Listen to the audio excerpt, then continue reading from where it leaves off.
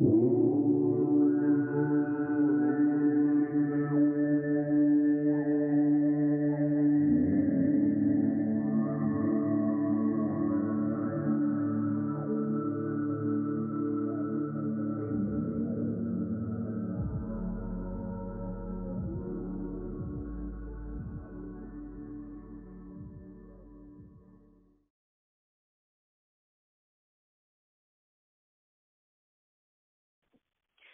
evening, everyone. This is Sunny with Diamond Network show, Voices of the Alternative World, and it is April 12th, 2016, and this show is reference number 407 pound for anyone that wants to listen before it's on YouTube or who cannot listen on YouTube, but such as me who have a slow internet connection.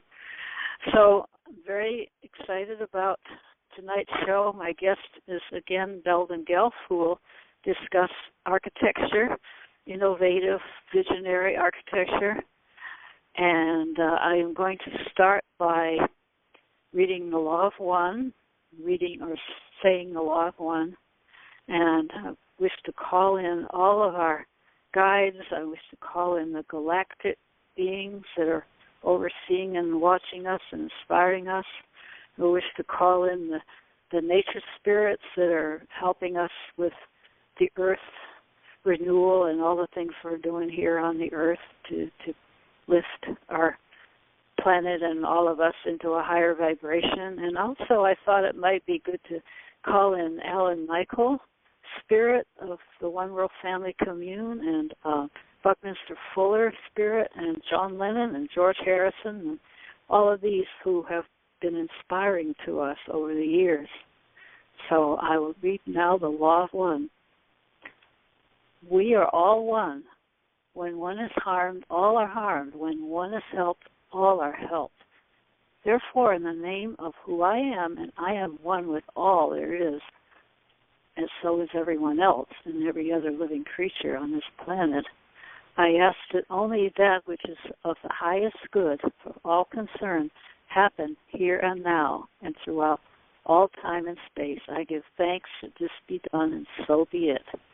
So before I bring on my guest, Belden Guelph, I want to say that a few shows ago, Dale and I discussed our eco-village in British Columbia, Island, British Columbia, OUR, and I recently have been able to watch a show got from the library, Peak Moment TV presentation about that particular community, and they showed some very beautiful, innovative housing that they had on their property.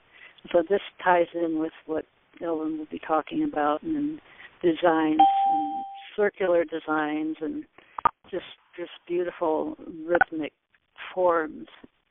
And they used straw bale and corn cob and those kinds of earth-friendly materials to build our houses. So we're definitely thinking outside the box tonight, literally. And someone else is here, I'm glad, and I hope it's either Dale or Elizabeth or whoever is here is fine and wonderful. So without further ado, here is Belden Guelph, someone I've known for probably 45 years. Good evening, everyone. This is Belden here, and I've been an explorer of communal living and permaculture, biodynamic gardening, building geodesics, and developing a geometry class which is going to revolutionize the way we teach children mathematics. It'll make it exciting and fun. And the main feature of my little book, Adventures of Paula Hydra,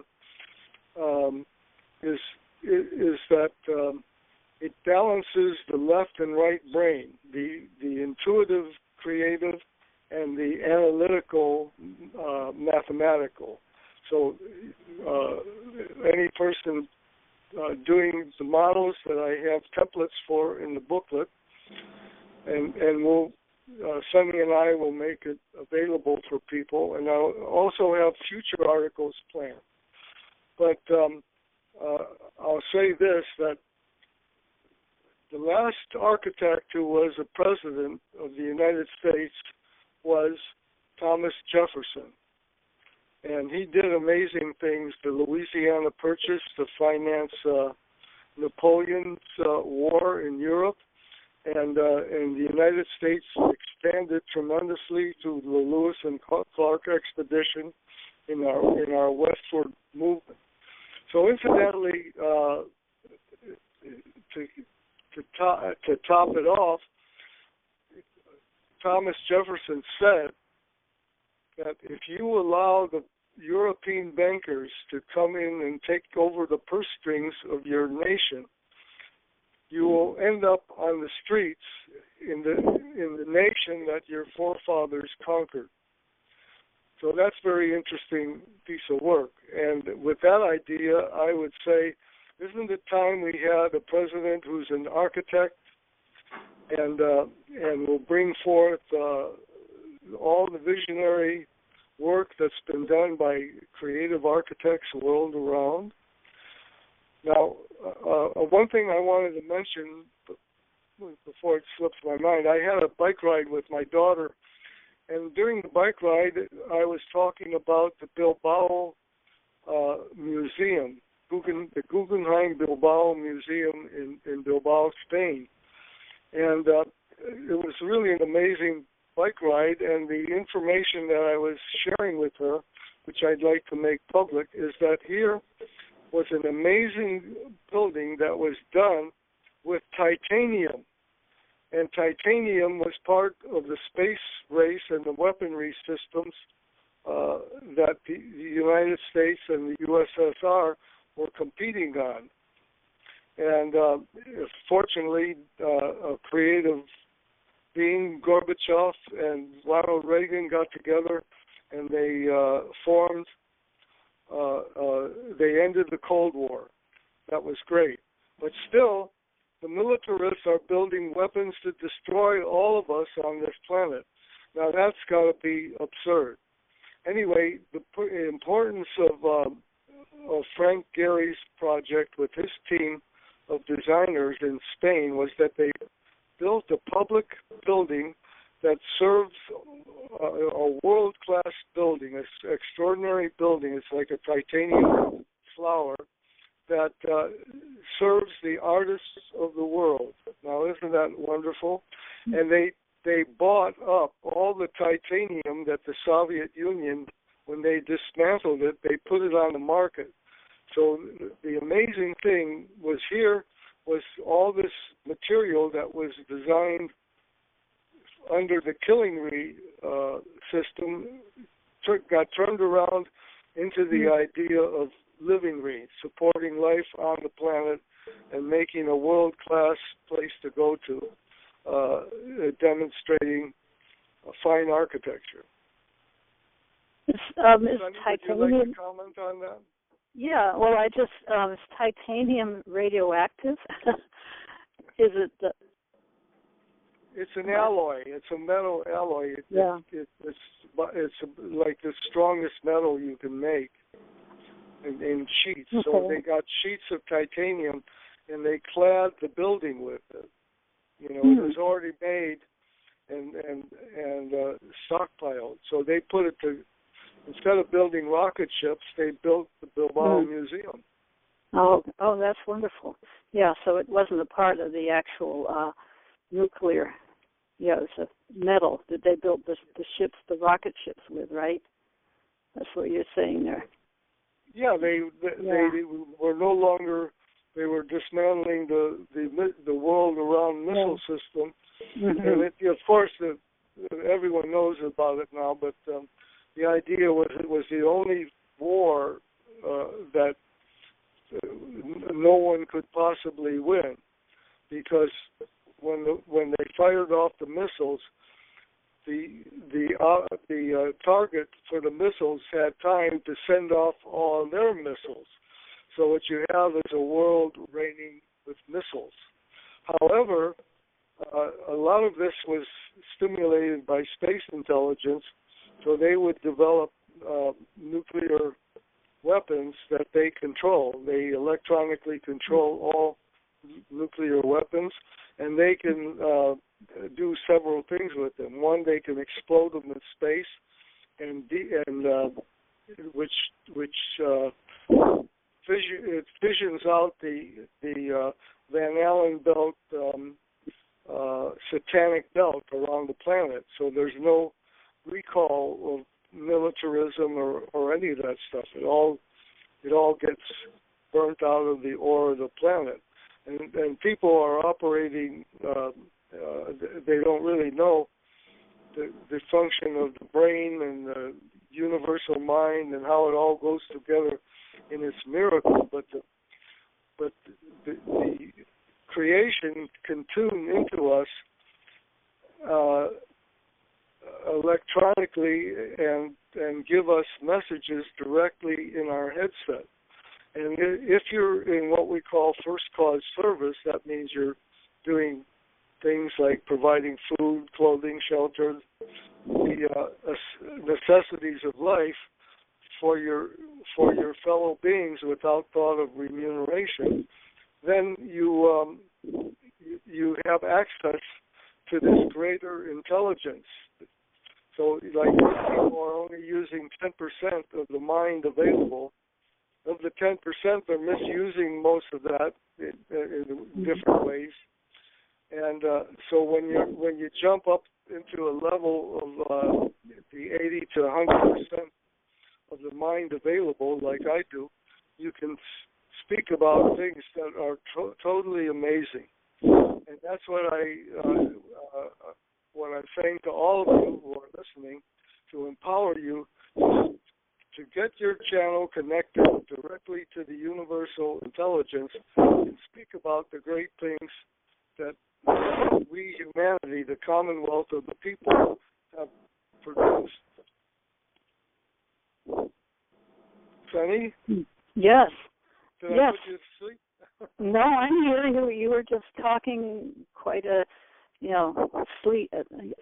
stream of consciousness there. I've been here and listening, and that's all wonderful stuff. And I feel that once we get away from thinking that providing these services is a means of money making, and we need to change that system around where it's not based on the financial usury system that's being controlled by the European bankers, as you mentioned, and that was good that you brought that up, that the bankers have been controlling in the cabal the money system, which manipulates all the people. And that necessity will not be, people will be just doing these things because they know it serves a greater whole, and we all need to serve one another and provide all the needs, the necessary needs to sustain ourselves on the planet. You know, there's a system that was on our radio station here, KVMR, talking about it just last evening, and it's not really a barter, but it's called hour. You know, it's based on hours. You know, it's like a bank. You know, people put in a number of hours, and it's being done over the internet electronically, and then they can receive goods and services and then put in hours. They don't have to do it directly to the person like the barter. They don't have to do it directly with the person they're receiving services from. So it's kind of like a universal time bank, and I wanted to just bring that in as part of this discussion. I know there's these systems out there, these alternative currency type systems are out there and being done. Sunny, this is Candy, and yes, of course, there's Bitcoin that's out there, and ours started in Rochester, New York, over 20 years ago, and it's great that they're able, to get out there and get on the internet now. Yes. So we have a local chapter here and I couldn't get on the website for some reason. I think it's because I'm on dial-up, but it's ournevadacounty.org. But anyway, it was started a year ago in our neighborhood right here. Yes, thanks for mentioning that, Candy. Yes, I worked really hard at trying to get my community interested, but it takes some dedication, full time for a few people, and the courage of a business or two to accept the hours for payment and things, and so it's a great system. On the Candy Shop show, we have a lot of visitors, and they're talking about life on other planets. They're talking about the vision that aliens have to bring to our planet, of the wonderful communal living styles that are on other planets. And I listen to Benjamin Fulford and Cobra and Benjamin's all the time talking about the economic things and the fact that the Asians are wanting to establish a gold-backed world currency. So if everybody on the planet, can work for an hour and get paid for the same amount, I mean, that is going to be wonderful. And to have the freedom to use these architectural things. And they were saying that there's a lot of forces and unseen forces that have been preventing truly successful communal living will be lifting in a year or two from now, and that so many millions will start going into communes to live and garden and experiment with architecture. So I just heard that yesterday. Yes, go ahead. I'd like to jump in on that. In 1972, we were running a natural food restaurant in Berkeley, and all our compost were supplying the organic gardens all around the community. And during that time, I was doing restaurant service, and I also built a studio in this former fraternity house we took over. We built a loft, and Charles Lobdell, a fine artist, and I shared that. And in that space, I designed a communal complex of gigantic proportions, relative to the way we live now. But I'll describe it basically to you. The idea was to build a complex like an omniscient eye. So in the center was a 60-foot diameter dome. And then radiating out from that was a hexagonal space frame called an octet truss that used efficient materials efficiently, so it could be built quite light. And between the dome and the hexagon held all the different schools of experience. And at that time, we were running a natural food restaurant, and I was channeled the plan. It's actually been out there for 40 years. I channeled the plan for a natural food like a restaurant inside the communal building.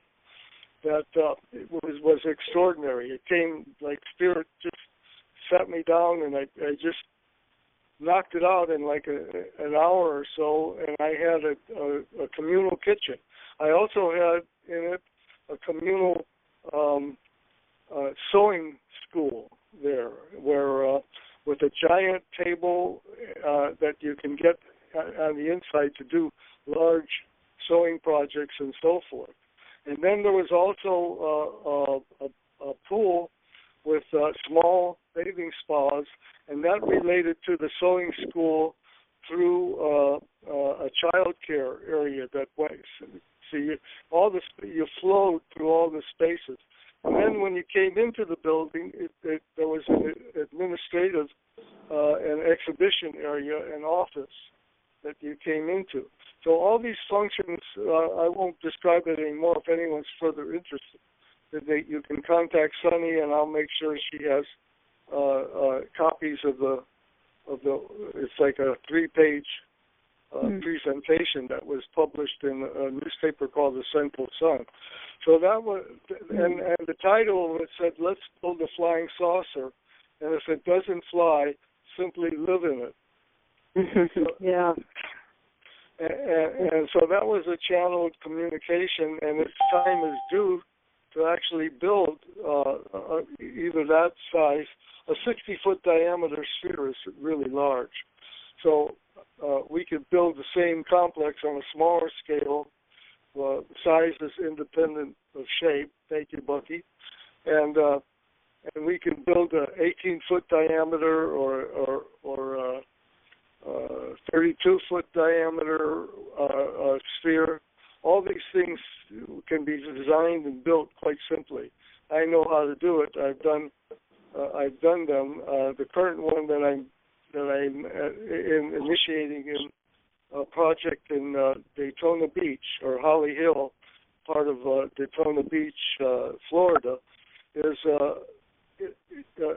half of a 2-frequency 12-foot diameter geodesic, and then I have the other half is yet to be finished. So that's a seminar I'd like to do with people who would actually come and get a hands-on experience in polyhedral geometry and geodesic design.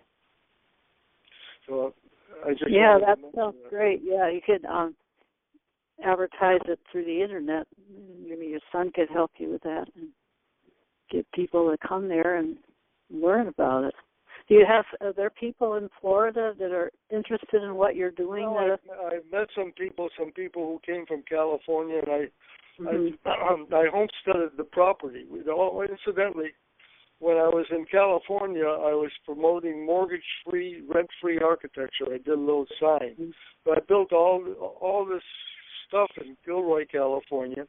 Then when I came to Florida, my son had purchased cash-wise a building by the beach, and then recently we acquired another building with a gigantic lot. Picture a football field filled with palm trees, oak trees, wildlife, and so forth. One day I was walking in the forest there, our forest, and there was an owl sitting on a tree. It must have been about 3 feet high. It was really an extraordinary experience. I said, hey, wow, that was almost worth the price of the property. Oh, yeah. Nature gives us these wonderful signs. So we got a whole gardening project to do. I want to have a sewing school, a music school. All of these things would be under the University of the Universe. And when the whole thing is operating, and we get all the remodeling done, you will see a totally fantastic space for music and model making and actual dome building. I'd like to have a world-class dome building seminar there, and all these things that are possible. So, contact Sunny and I, and we will coordinate, do our best to coordinate hands-on experience in the University of the Universe. Well, that sounds like a wonderful vision, and hope that the right people will be attracted and drawn. I mean, what about the people in your immediate neighborhood and environment that sees, can they see what you're doing with the house and the dome and all those things that they're... a neighbor across the street, I see them and so forth. He came over to help me lift I put in a temporary, the windows were gone. There was 2 big windows gone. So I boarded them up with a recycled door that I picked up temporarily until the windows came. Now the windows are in, but they need more work to be finished off properly.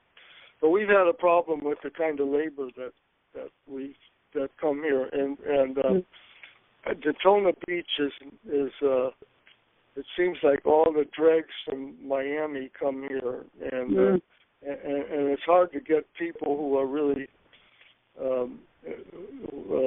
conscientious and work on the level that I work on. Mhm.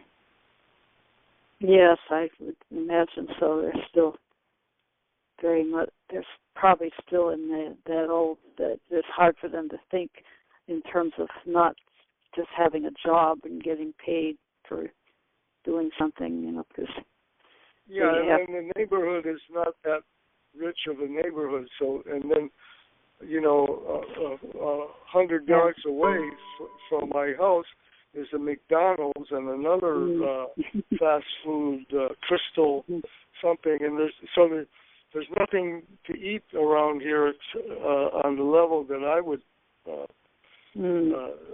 eat. You know, it's like what they have in McDonald's. Sad diet, standard American diet. You know, and with all that, and so the kind of the way we prepare our meals here are really quite nice, with salads and steamed vegetables and brown rice, and I've been using tempeh, and Joel eats chicken, so he makes chicken, and I don't partake in much of that, but we have fish occasionally. I like it with rice and I steam potatoes, et cetera, et cetera. So it's basically a near my macrobiotic natural food kitchen. That's at the DeMott House, 123. The other one is 224, so it's 123 224. And I'd like to give my cell phone number out to people who might want to contact me directly, and that's 831-747-7252, and it would be good to hear from people and their response to the things we discuss on this show, and help reinvent the one world family commune in its highest level.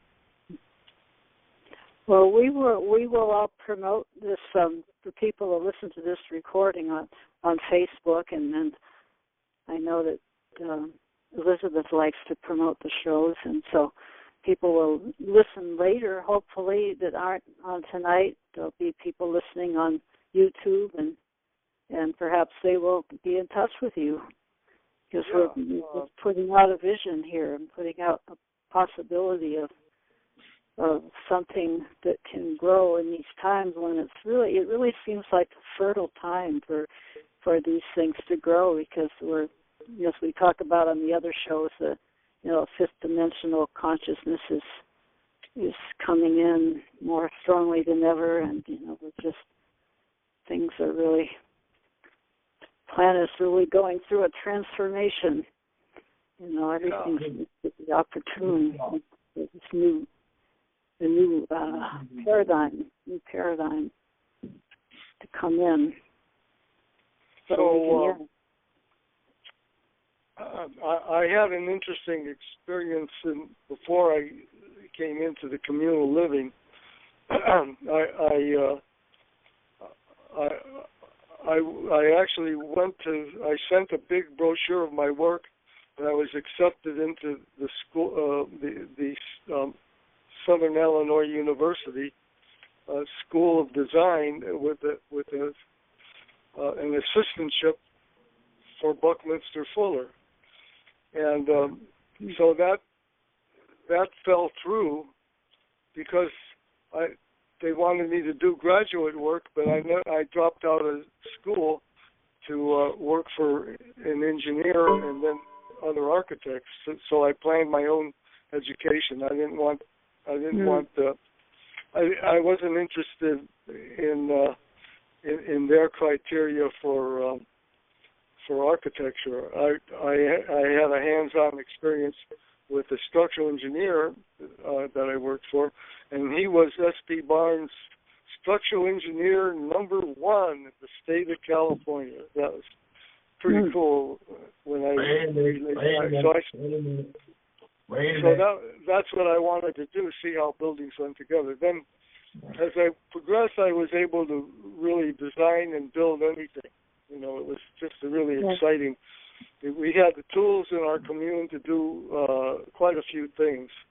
And I had become quite proficient with. Go ahead. I could build all kinds of furniture with a circular saw, a jigsaw. The P&A right. Pardon me? Yeah, well, yeah, you had hands-on experience. I'm wondering now, is there somebody talking in the background, or is I heard someone. Yeah, I didn't. Yeah. Who's that? Is Dale? Dale, you here? Okay. Dale is here. Somebody's there, but I'd rather have just one person at a time. And if somebody has people in the background talking, perhaps you can mute out, *6 on your phone, so that we won't have the interference. But if anybody is here on the show that wants to join in, be sure to join in. Hello. No response. Hello. Well, So maybe that's you, Sonny. All right. I wanted to communicate another interesting thing that I started talking about, the Buckminster Fuller assistantship that I got by mail.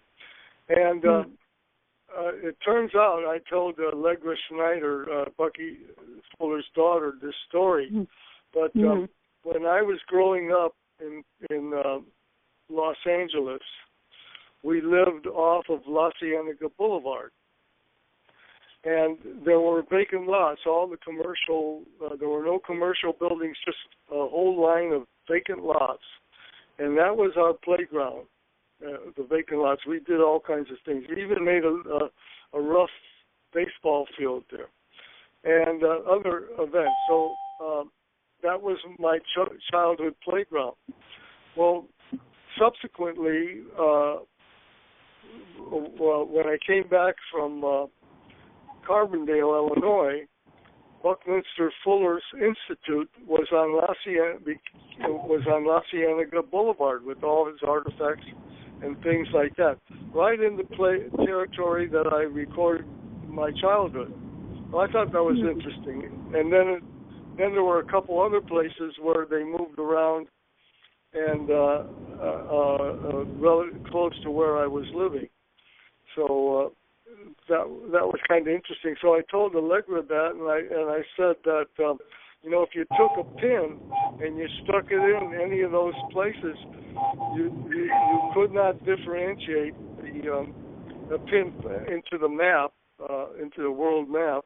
You couldn't differentiate between where the pin landed and where Buckminster Fuller and I had a common space there.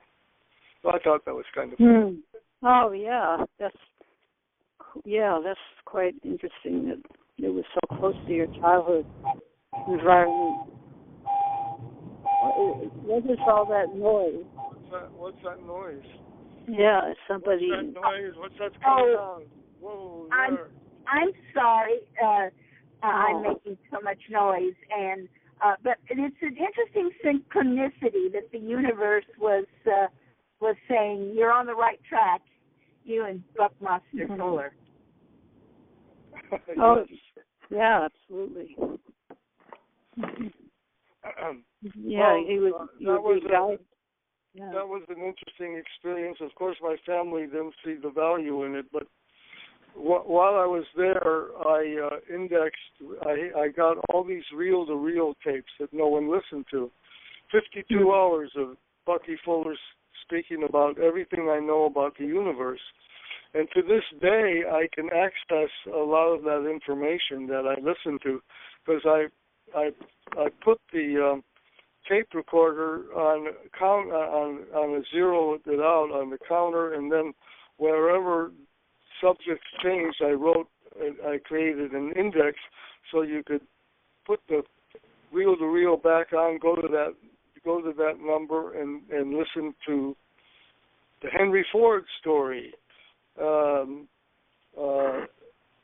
Let's see, what other things that he had? Well, many different things. He described his geodesic design and the Dymaxion car that was built. I believe they built 3 of them, and the different projects that he was involved in his life, and also the Einsteinian universe, the way we shifted to the Newtonian, everything's at rest, to the Einsteinian, everything's in motion, and he connected that up with Henry Ford, and when Fuller wrote a book called 9 Chains to the Moon, there was a reference to Einstein and E equals mc to the second power, and so Fuller, they said, well, we want you to speak to Fuller and to verify what you're saying is correct.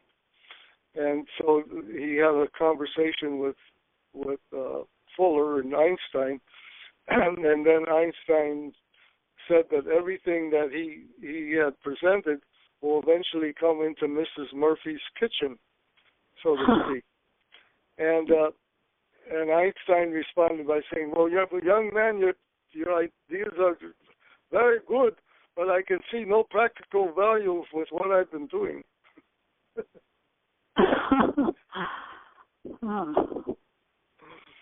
So, anyhow, Galactica is coming in really strong now, and I was talking about how they can control all the weapons and explode the satanic belt out of the planet.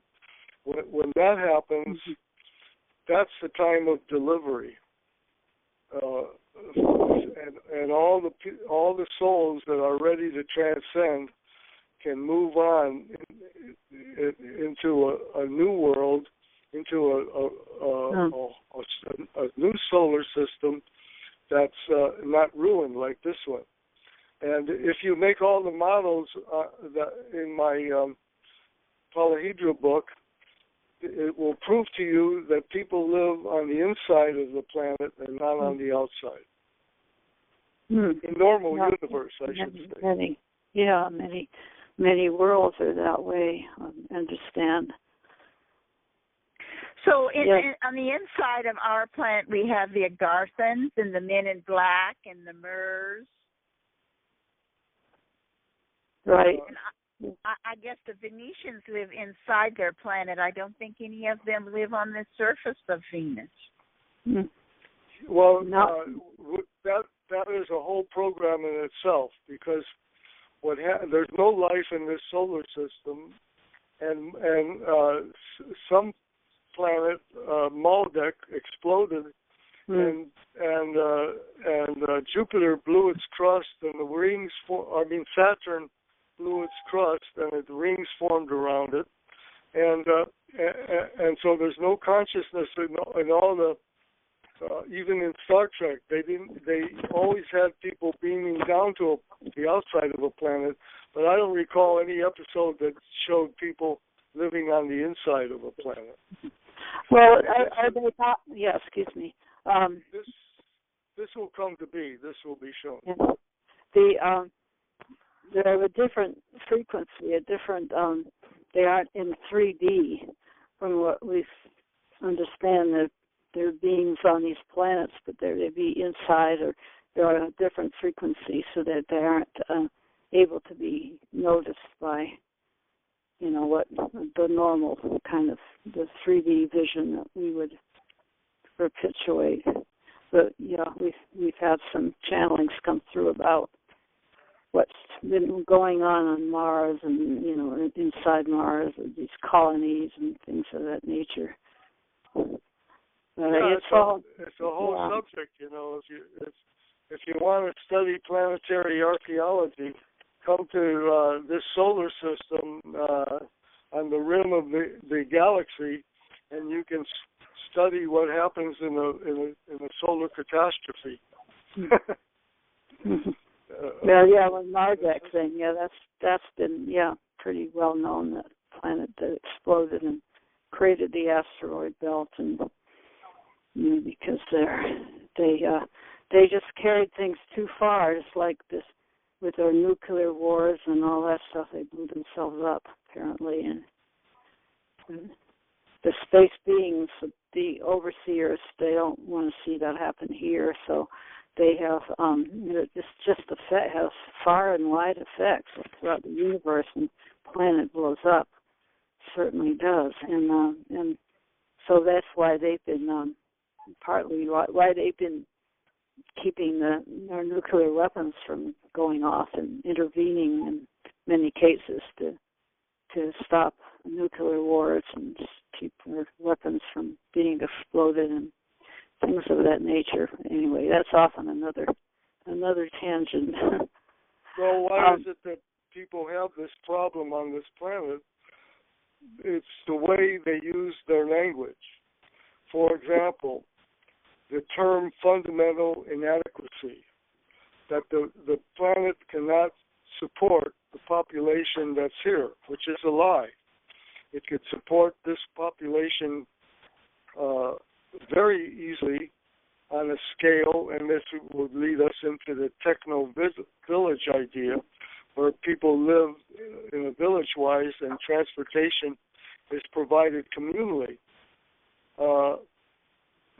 You have a secular world where every person needs a car and a parking space, and most people who work have two houses, one that they work in and one that they live in. And see, all that has to change, where everyone has one place of their choosing and lives there, and they don't have to go to work. They say people are unemployed, but that's incorrect. They should say people are being deployed into other services, and this is all computer it can be handled by computer signing up. There's a Jefferson Starship song, "Volunteers of America." Yeah, they had some great music. Starship, Jefferson Airplane, Starship, and Moody Blues, and were such the music of our times back in the 60s was the early 70s. A lot of it was very expansive, visionary. I'm wondering, and something else. I was wondering who else is here, and if anyone would like to come in and have, speak of anything that's been talked about, or have any questions for Belden. Because I've heard a number of bells ring throughout the show, and wondering who's here. Hello? Anyone here? Star 6 to unmute if you are here. Want to say something or ask a question? I had to call in more than one time. I'm sorry. No, that's fine. You had to call in. You got cut off. Yeah. Okay. Well, maybe that was you most of the time. I had something I wanted to say about Pink Floyd. Oh yes. Yeah. You know the song that has the lyrics, "We don't need no education." Right. The Wall. So what are they actually saying? According to English principles, we don't need no education. There's two no's in it. We do not need no education. We need education of the right kind. We need. So what you're saying is we need a new form of education. That's what you're actually saying in it, which is the hands-on experience in the doing of things that are relevant to what people enjoy doing, and services that can be that would manifest into people's lives, providing clothing and food and all those things. So that's one of the things I want to reestablish on our property is the airbrush school, and art and clothing relative to the clothing school, and maybe even get some artists who do weaving. I can do inkle weaving. I do it every so often. I finished the cycle 2 years ago. I haven't woven since, so I'm ready for a new weaving cycle. And I wanted to mention this about weaving, like on this loom, an inkle loom. But when I was in the consciousness that as I was weaving, I was like running a tape, and it had the colors and the patterns I was putting into it was the theme of it, and then the weaving was actually the song that I was recording, and I loved doing it. And when I was running all over Arizona and Flagstaff and Phoenix, not too much in Phoenix, and Sedona was a real center. I went there for an hour, and I ended up spending 2 weeks there. Anyway. Yeah. I remember you doing that. So in Arizona, let me just finish this one point. In Arizona, I was weaving authentic Navajo fire belts.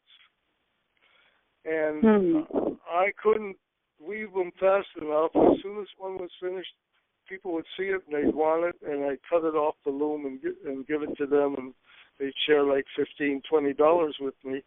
And that gave me plenty of gasoline and so forth. I had a little International Scout Jeep with a Chevy engine in it. It was like a hot rod. I was stopped twice by the police, but they didn't ticket me. So anyway, I just wanted to mention that about weaving, you know. Yeah. That's any creative work, you're actually recording in the morphic resonance of the planet. So when we say in our commune, the University of the Universe is setting up the world into schools of experience. And those schools provide the food, clothing, the shelter, care, transportation, and recreation for all the people on the planet. So that's what we're moving toward. And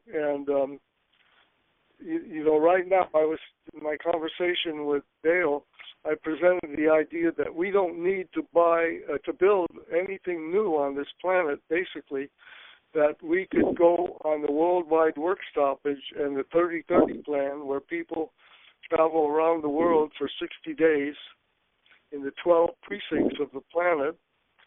And for 30 days they have recreation, and for 30 days they operate the services.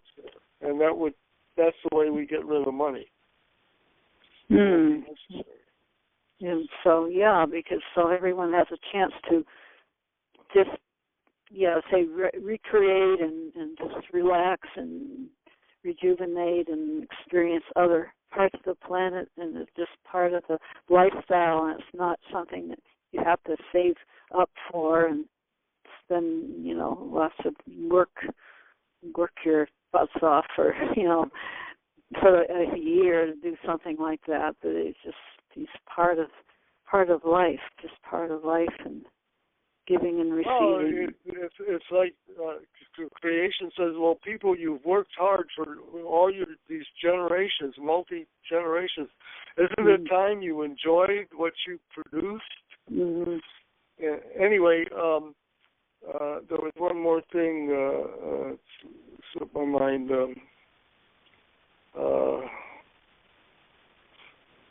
Well, go ahead. It'll come back. Yeah, well, I was reflecting on the idea that clothing can be as we knew back in the 60s, and all the colorful clothing that was worn then and all that. It's uplifting to wear all those colors, and still and that's coming back, and people are liking that kind of clothing again now, and we can just be really creative with our clothing as well as our buildings. And I know that's one of the people you mentioned to me when we talked, these two architects, and on the first one, I guess it was Eugene Tsui. He actually designed clothing as well. TSUI. Yeah. I want to do an exhibition and bring in different architects, and what it would be is an exhibition and where people could come and see photographs and films and so forth, and it would be called Heroes of Modern Architecture. I also have a sign that says School of Modern Architecture that's in California still, and also the Dome Builders School of Experience. These are facets that can be applied, and the excitement that would be generated by people doing these things. I've gotten some fans over. I go to Panera's. I have a coffee once a week there, and a bagel and cream cheese, and I make these models, and they keep getting more and more exotic. And there's one gal there. She's become a real fan. You know, she smiles at the work and so forth, and so that's fun to do. And I'd like to get the 6th grade class going and teach the important. How does this relate to architecture? Well, if you start in the 6th grade and you teach children mathematics of polyhedra, and they actually learn how to make the models and construct them and decorate them and light them or whatever they creatively want to do with them, which there's a lot of possibilities. You can even make wooden ones and put a hole in it and hang it for a birdhouse. So anyhow, the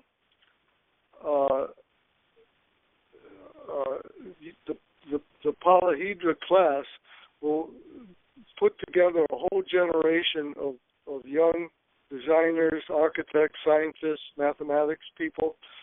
It's a cornerstone of getting people mathematically tuned in to the possibilities of our planet. And that's what Buckminster Fuller was about in his synergetics mathematics, was to break through the fundamental inadequacy on the planet to demonstrate that the planet is abundantly rich in all things. And that's part of Alan's teachings in the Everlasting Gospel, that the planet is abundantly rich in all things. So why do we have these artificial scarcities? Yes. Well, it's in using this properly and giving back to the planet. I know our planet is pretty well capable of producing so much food, in plants for healing and all kinds of things. We just have to give our planet the due respect and use these things properly, and not just over harvest and not put poisonous chemicals on them and change the composition of our soil and kill our soils and all those things. Yeah. So yes, our Mother Earth is definitely capable of putting forth a great abundance for nourishment of all kinds. Agree with that. Did I tell you about the teachings in avocado tree? Didn't volunteer. I planted the seed. What I've gotten from it, at the entrance of the house on Daytona Avenue, the 224 one. There was like a planter box with a wooden, it was masonry with a wooden frame, like a rectangle. And when we moved there, we swept all the leaves off of the roof and all kinds of organic material into that container, and then I kind of filtered out the junk from it. And so it's like a mulch, and I put some avocado seeds in there, and I have one, like a double trunk one, coming out of the seed, and it's the leaves are large and it's low right now. It's about 10 inches high, and it has these broad leaves on it, and it's telling me that it's going to really be happy there. So I have all this 2x2 wood that I'm going to build little boxes of and place them around the property with an avocado tree in them. And great. so I'll have a little avocado orchard. That's great. See how they do. So, a lot of it's experimental, but there's enough information on permaculture to do fantastic gardens. Mm-hmm. I like to call them biodynamic gardens. Oh, yeah. Yeah, well, avocados are so nutritious. And it's such a perfect food in so many ways. Oh, yeah. The way they ripen and the seeds are beautiful. They're really gorgeous seeds. So how are we doing on time, Sonny? Well, we started around 6:35, so we're getting close to the time we should close. And that was really wonderful presentation. And I'm going to ask again if there's anyone out there that wants to add anything before we close. Yeah, if you have something to say or whatever you want to, don't have to answer a question, but you can share an experience. But if you're going to do it now and get it on the program. Star 6 to unmute. And Delvin will be back next month.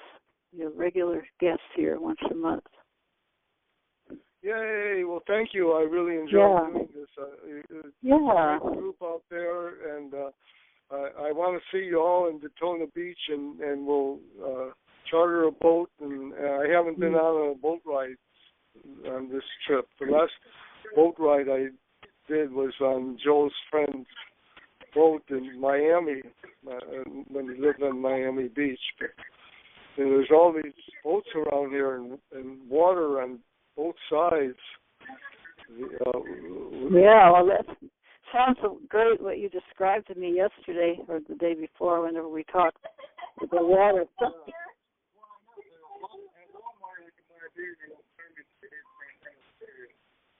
Yeah. Hello?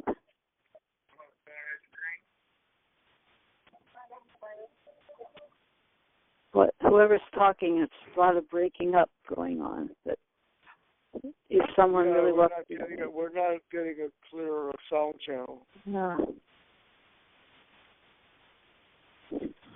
Well, yeah. I guess we ought to say good night for now, and thank you, whoever's here on the call. Really glad you can make it, and we'll be back next Tuesday, and Delvin will be back in a month, and there's always surprises coming up and new inspirations unfolding for us here in all the Diamond Network shows from Monday through Thursday, so be sure to tune in when you can. Same number, basically same access code.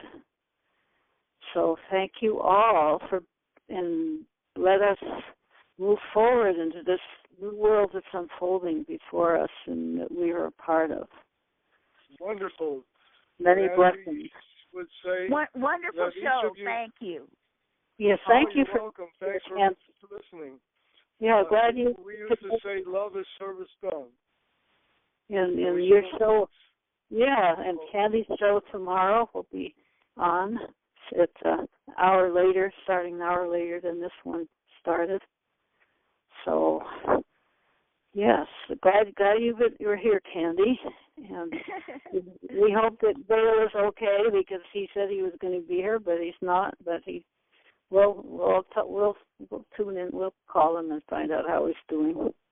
Yeah, and all of you can look forward to our new movies that we're going to make, non-dualistic movies of good guys and bad guys, but just how to do it, how to really do it. Let's really do it. Let's build a new world for everyone and remodel the old. Yeah, get out of duality. Absolutely. And if you come on my show tomorrow night, do say hello, Vern. Thank you. Okay, well, thank you. And good night and blessings to all. Good night, Sunshine Love. Thanks for the sharing. Good night. It was a good Good program. night, Dustin. Good night. Thank you.